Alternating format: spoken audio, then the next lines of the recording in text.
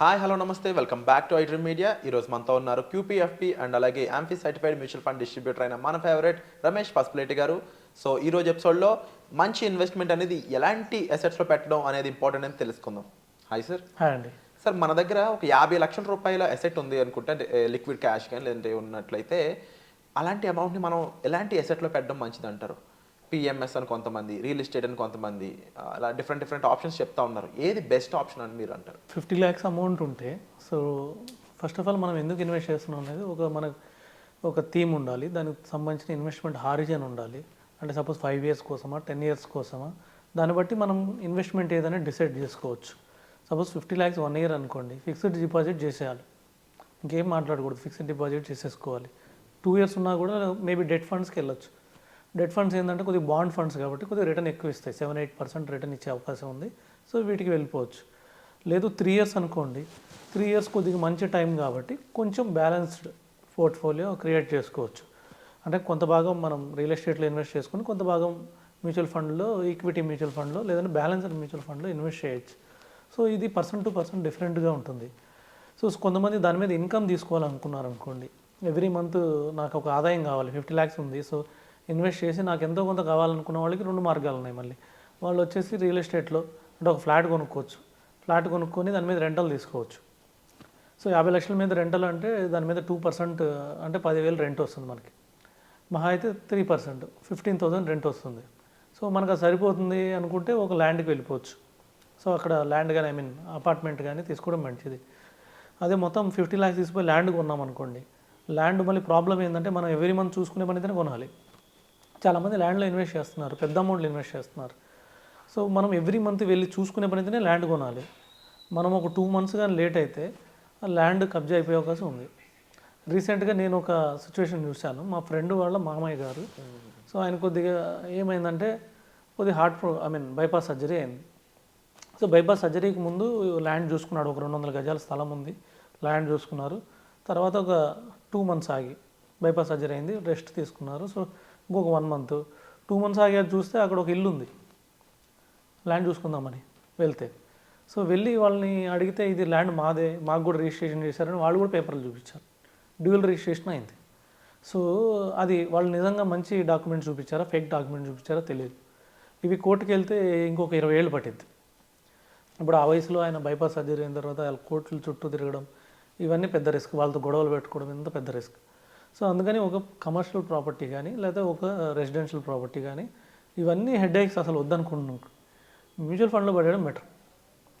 So ఆ age వాళ్ళు పర్టికులర్గా ఆ ఏజ్ 55, 57 ఆ ఏజ్ వాళ్ళు అయితే మ్యూచువల్ ఫండ్లో పడేసి 50 lakhs. So every month income తీసుకోవచ్చు. ఎంత తీసుకోవచ్చు అంటే మినిమం నెలకి 30,000 నుంచి 0.6% మంత్లీ. సో మ్యాక్సిమం 50,000 వరకు తీసుకోవచ్చు 1%.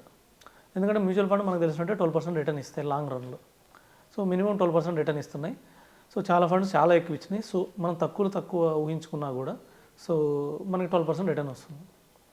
12% రిటర్న్ అంటే 1% మంత్లీ, అంటే 50,000 మంత్ మనం లైఫ్ లాంగ్ చూసుకోవచ్చు, జీవితాంతం తీసుకోవచ్చు. లేదు ఒక 30,000 తీసుకున్నాం అనుకోండి, 0.6% 30,000 తీసుకుంటే మిగతా అమౌంట్ ఫండ్ పెరుగుతూ ఉంటుంది. ఈ 50 lakhs 1 crore అవుతుంది. సో మనకు 30,000 సరిపోతాయి అనుకుంటే ఎవ్రీ మంత్ 30,000 తీసేసుకొని మిగతా అట్లా వదిలేస్తే పెరుగుతూ ఉంటుంది. ఇంకా తెలివైన పద్ధతి ఏంటంటే డైవర్సిఫికేషన్ కూడా మంచి తెలివైన పద్ధతి. అంటే కొంచెం భాగం మ్యూచువల్ ఫండ్లో ఒక 20 to 30 lakhs, ఎక్కువ భాగం మ్యూచువల్ ఫండ్ ఉండేట్టు చూసుకోవాలి. ఎందుకంటే ఎప్పుడు కావాలంటే అప్పుడు తీసుకోవచ్చు, risk free asset. Majority amount కూడా మనం ఆ ఏజ్ వాళ్ళకంటే నిఫ్టీ ఫండ్లోనే ఇన్వెస్ట్ చేస్తాం, లార్జ్ క్యాప్ ఫండ్స్లోనే ఇన్వెస్ట్ చేస్తాం. అన్నీ బ్లూ చిప్ కంపెనీసే. సో పెద్ద కంపెనీలు ఒక్కొక్కటి 10 లక్షల మార్కెట్ క్యాపిటల్ ఉన్నాయి. సో ఇవి రాత్రికి వెళ్ళిపోవాలన్నా కుదరదు. అవి కూడా 50 కంపెనీల్లో ఇన్వెస్ట్ చేస్తారు. ఒక 4-5 కంపెనీలు పోయినా కూడా మిగతా 45, 50, 46 కంపెనీలు పెరుగుతాయి. సో ఇంత అవకాశం ఉంది కాబట్టి మ్యూచువల్ ఫండ్లో ఎక్కువ ఒక 20-25 lakhs.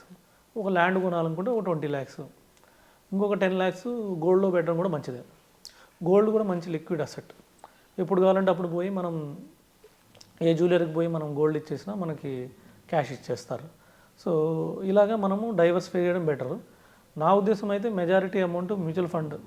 సో 50 lakhs కూడా మ్యూచువల్ ఫండ్లో పెట్టేసి ఇలా ఇన్కమ్ తీసుకోవాలనుకున్న వాళ్ళైతే ఇలా తీసుకోవడం బెటర్. కొద్దిగా రిస్క్ తీసుకుందాం అనుకున్న వాళ్ళు కొంచెం మ్యూచువల్ ఫండ్ కాకుండా కొద్దిగా ల్యాండ్, ఇంకొంచెం ఎక్కువ రిస్క్ తీసుకుందాం అనుకున్న వాళ్ళు కొంచెం బాగా షేర్స్లో కూడా ఇన్వెస్ట్ చేసుకోవచ్చు. అండ్ ముఖ్యంగా ఈ 50 ల్యాక్స్ అన్నప్పుడు సార్ మనం ఎంత రిటర్న్ ఎక్స్పెక్ట్ చేయొచ్చు, దేని నుంచి ఎక్కువ పర్సెంటేజ్ ఆఫ్ రిటర్న్ అనేది ఎక్స్పెక్ట్ చేయొచ్చు అంటారు? డెఫినెట్గా అండి. 50 lakhs మనం తీసుకుపోయి ఎఫ్డీలో పెట్టుకుంటే మనకి 10 years డబుల్ అవుతుంది. అంటే 6% చొప్పున, సో 7% మ్యాక్సిమం, 10 years డబుల్ అయింది. అదే మనము మ్యూచువల్ ఫండ్లో పెడితే 12% ప్రకారం 6 yearsకి డబుల్ అయింది. మేబీ రియల్ ఎస్టేట్లో పెడితే రియల్ ఎస్టేట్లో కూడా 5 yearsలో డబుల్ కావచ్చు, 5-6 yearsలో డబుల్ కావచ్చు. అంటే మనం ఇన్వెస్ట్ చేసే అసెట్ని బట్టి, అక్కడ ఉన్న ప్లేస్ని బట్టి ఆన్ అండ్ యావరేజ్ చూస్తే 6 yearsకి అట్లా డబుల్ అవుతుంది. రియల్ ఎస్టేట్ కూడా కొద్దిగా రిస్క్ అయితే ఉంది, కానీ 6 yearsకి డబుల్ అవుతుంది. సో అన్నిటికన్నా సేఫ్ నాకు ఈ మూడిట్లో అయితే మ్యూచువల్ ఫండ్ కనబడుతుంది. కొద్దిగా షేర్స్ అంటారా, షేర్స్ ఇంకా ఎక్కువ రిస్క్. సో మనకి కొద్దిగా తొందరగానే డబుల్ అవుతుంది షేర్స్లో. మంచి స్టాక్స్లో ఉంటే 5-6 years కూడా ఆగాల్సిన అవసరం లేదు, ఇంకా తొందరగానే డబుల్ అయింది. కానీ కొద్దిగా రిస్క్ ఎక్కువ ఉంటుంది.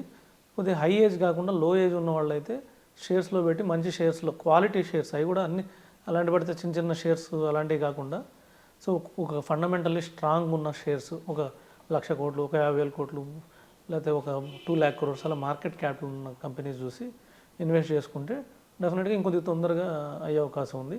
సో ఇలాగా అన్నిట్లో కూడా డైవర్సిఫై చేసుకోవచ్చు. సార్ ఇదే 50 ల్యాక్స్ అమౌంట్ని మనం అంటే ఒక ప్యాసివ్ ఇన్కమ్లా మంత్లీ కొంచెం తీసుకోవాలండి, ఇయర్లీ కొంత అమౌంట్ మనకు వచ్చేటట్టు విధంగా ప్లాన్ చేసుకోవాలంటే ఎటువంటి పద్ధతిని మనం అవలంబించవచ్చు అంటారు? 2 విధాలేనండి దానికి ఉంది మనకి. ఒకటి ఎస్టీపీ, సో ఎస్డబ్ల్యూపీ అంటే మ్యూచువల్ ఫండ్లో పెట్టేసి 50 lakhs పెట్టేసి మంత్లీ 0.6% 30,000 విత్డ్రా చేసుకోవడము. రెండో ఉన్న ఆప్షన్ ఏంటంటే రియల్ ఎస్టేట్ ఏమన్నా ఫ్లాట్ కొనేస్తే, ఫ్లాట్ మనం రెంట్కి ఇస్తే మనకు 15,000 రూపీస్ మనకు రెంట్ వస్తుంది, 3%. సో ఈ 2 మార్గాలు ఉన్నాయి. సో వీటిలో నాకు తెలిసి ఎక్కువ రిటర్న్ వచ్చేసి మళ్ళీ మ్యూచువల్ ఫండే వస్తుంది. సో నా ఉద్దేశం అది, నేనైతే మ్యూచువల్ ఫండ్లోనే ఇన్వెస్ట్ చేస్తాను. Wonderful sir.